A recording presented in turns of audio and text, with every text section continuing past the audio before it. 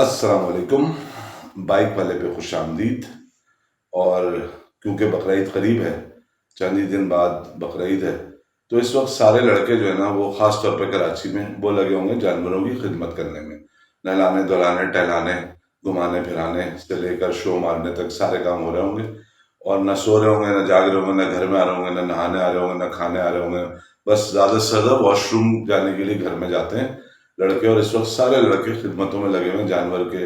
اور سب کو یہ ریکارڈ بھی رکھنا ہے جو خاص باتیں میں نے ابھی ایک سے پوچھا تھا، تو اس نے کہا یہ ہمارے بابا تو ابھی نہیں لے کر آئے جانور، لیکن وہ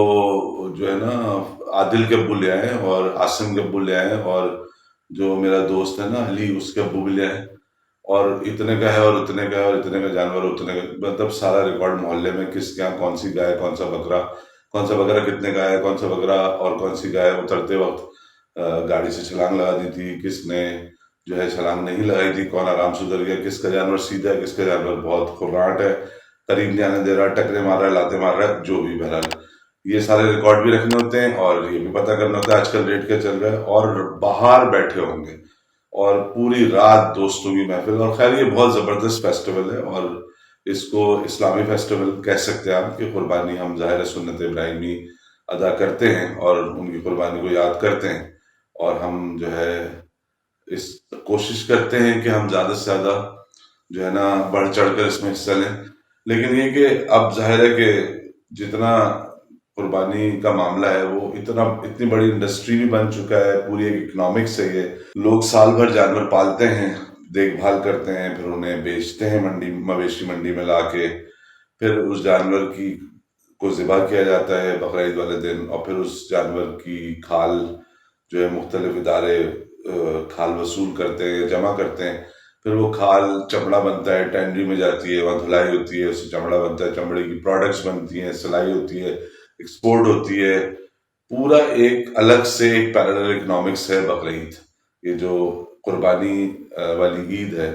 یہ پوری ایک پیرلل اکنامکس ہے، اس پیرلل اکنامکس کا ہم سب حصہ ہیں اور کسی نہ کسی طرح کنٹریبیوٹ کرتے ہیں۔ جو اہم بات اس میں کرنے کی ہے، جو شاید بچپن میں ہمارے اس طرح نہیں ہوتا تھا،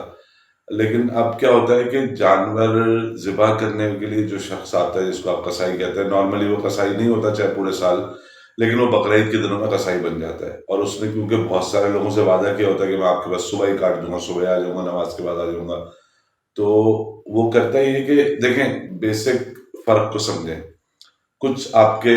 کزنس میں، گھر والوں میں، محلے میں کوئی نہ کوئی ایسا شخص ضرور ہوگا جو یہ کہتا ہوگا کہ میں قربانی کا گوشت نہیں کھاتا، اور مجھے اس میں سے ہیک آتی ہے، مجھے ہیوی لگتا ہے، مجھ سے کھایا نہیں جاتا، کوئی بھی اس کے بعد ریزن ہوگا۔ ہوتا ہی ہے کہ قربانی کا گوشت ویسے تو بہت مزیدار ہوتا ہے، اور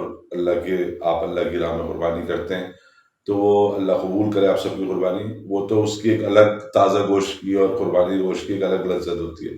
لیکن اب قصائی کرتے کیا ہے کہ جھٹکے میں اور قربانی ذبح میں، ذبی جانور میں اور جھٹکے کے جانور میں فرق یہ ہوتا ہے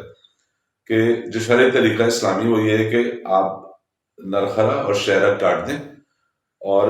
حرام مغز نہ کاٹیں، یہ جو برین کے نیچے سے ہو کے یہاں سے ایک دم سی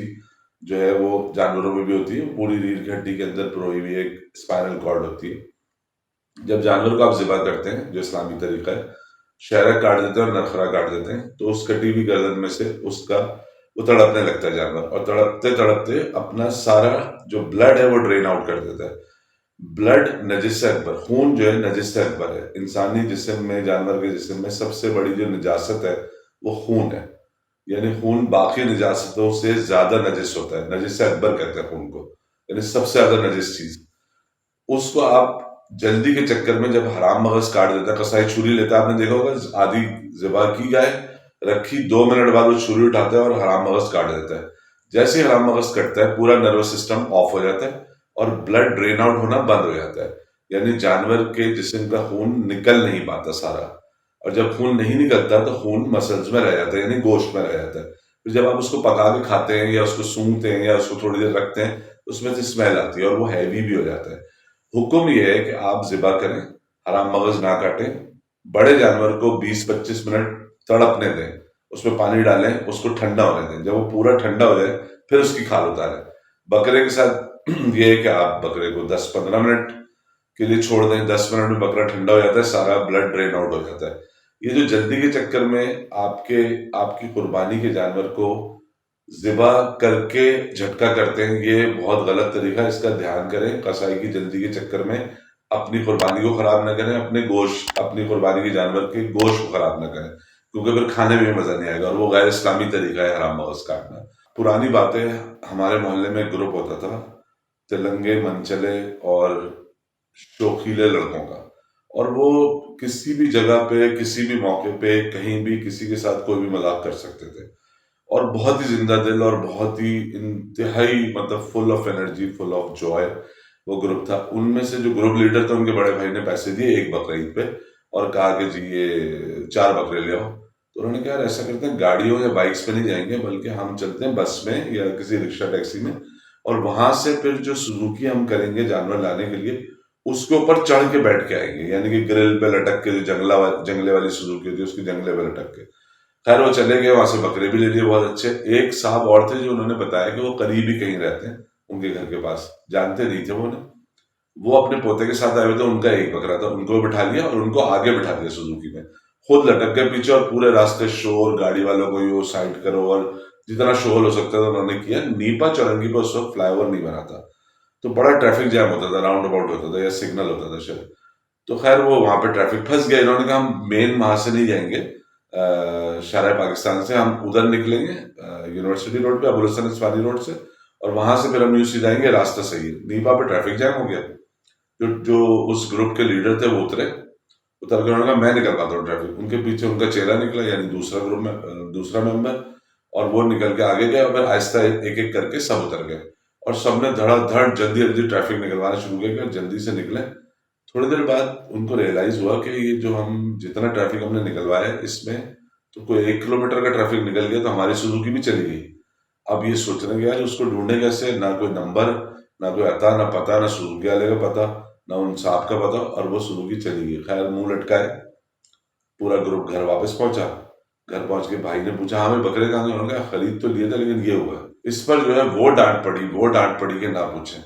اور انہوں نے کہا میں تو، میرے پاس تو اتنے پیسے تھے، میں تو مزید کوئی بکرا نہیں لا سکتا، اس بار منہ لٹکائے گھومنا، قربانی نہیں ہوگی ہمارے۔ خیر وہ بڑے افسردہ ہوئے، اور وہ سارے لڑکے بھی یار کیا کریں، پیسے جمع کریں، بکرے لائیں،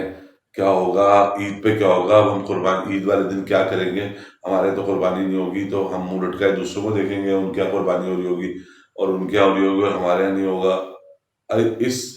یہ کوئی عید سے 3 دن پہلے کا واقعہ ہے۔ خیر 3 دن تک وہ جو ہے وہ افسردگی میں رہے۔ عید والے دن نماز پڑھ کے آئے، ابھی محلے میں کسی کے جانور گرنا شروع ہوئے تھے کہ ایک سوزوکی آ کے رکی، اور اس میں وہی انکل اور ان کے 4 بکرے لے کے آ گئے۔ یہ ایک دم حیران ہو گئی، یہ کیسے معجزہ ہو گیا، ان کو نہ ہمارا نام پتا، نہ گھر کا ایڈریس پتا، نہ انہیں معلوم کہ ہم کہاں رہتے ہیں، نہ یہ ہمیں جانتے تھے، پہلی بار ملے تھے منڈی میں، تو یہ پہنچ کیسے گئے؟ انہوں نے کہا انکل آپ پہنچے کیسے؟ کہنے لگے بھائی میں ادھر، تم نے ذکر کر دیا تھا اپنے علاقے کی کسی چیز کا، تو میں وہاں آیا پیٹرول پمپ میں، میں نے ادھر پیٹرول ڈلوانے کے رکا، میں نے کہا اس سے پوچھ لیتے ہیں۔ اس سے میں نے کہا اس حلیے کا لڑکا ایسے بات کرتا ہے، ایسے مذاق کرتا ہے، میں نے اسے بتایا، اس نے نام لے دیا، اس نے کہا وہاں رہتے ہیں، وہ ساتھ آیا، اور انہوں نے جانور ان کے دے دیے۔ تو خیر وہ بچ گئے جانور، مطلب واپس آ گئے، خود ہی پہنچ گئے، اللہ کا کرم ہے۔ تو بس بقرعید پہ خیال رکھیں اپنی قربانی کا، اپنے جانور کا، اور اپنے جانور کے صحیح ذبح ہونے کا، تاکہ آپ قربانی کے گوشت سے بھی لطف اندوز ہو سکیں، اور آپ کی قربانی بھی اللہ قبول کرے۔ اللہ حافظ۔